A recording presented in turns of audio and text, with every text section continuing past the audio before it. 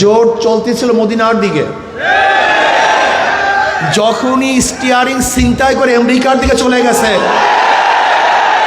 ইসলামী আন্দোলন সেখান থেকে সরে গেছে। অনেকের একটা প্রশ্ন যে ঐক্যের জন্য আহ্বান করেছেন আপনারা, প্ল্যাটফর্ম গড়েছেন আপনারা, আশা আবার শেষ পর্যন্ত নাইও আপনারা। একটা প্রশ্ন আছে কি নেই?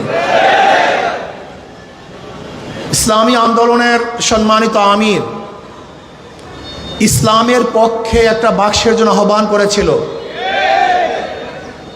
স্টিয়ারিংয়ে পীর সাহেব চরমনাই ছিলেন। আমাদের শ্রদ্ধাভাজন আমির সেই জোটের স্টিয়ারিংয়ে ছিলেন। জোট চলতেছিল মদিনার দিকে। যখনই স্টিয়ারিং ছিনতাই করে আমেরিকার দিকে চলে গেছে, ইসলামী আন্দোলন সেখান থেকে সরে গেছে। তার মানে ইসলামী আন্দোলন বাংলাদেশ জোটে ছিল ইসলামের জন্য, বের হয়েছে ইসলামের জন্য। ইসলামী আন্দোলন বাংলাদেশ জনগণের সাথে ধোঁকাবাজি করতে পারে না, প্রতারণা করতে পারে না। ইসলামী আন্দোলন বাংলাদেশ গুপ্ত রাজনীতি করে না। ইসলামী আন্দোলন বাংলাদেশ যা মুখে বলে বাস্তবে তাই করে।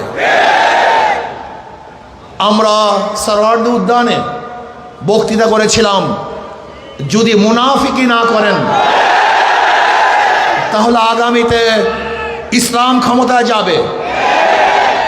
কিন্তু কাদের জন্য, কিসের জন্য আজকে ইসলাম ক্ষমতায় যায় নাই? হয়তোবা ভেবেছেন যে আমরা গুপ্তভাবে এড়িয়ে যাব, পালিয়ে যাব। না, বর্তমানে গুপ্ত থাকার কোনো সে নাই, সম্ভাবনা নেই। সব কিছু স্পষ্ট হয়ে যাবে।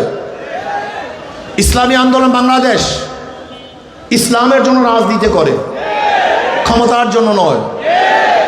ইসলামী আন্দোলন বাংলাদেশ ইসলামের জন্য ক্ষমতা ত্যাগ করতে পারে, কিন্তু ক্ষমতার জন্য ইসলাম ত্যাগ করতে পারে না। ইসলামী আন্দোলন বাংলাদেশ ইসলামের জন্য ক্ষমতা ত্যাগ করতে পারে, কিন্তু ক্ষমতার জন্য ইসলাম ত্যাগ করতে পারে না।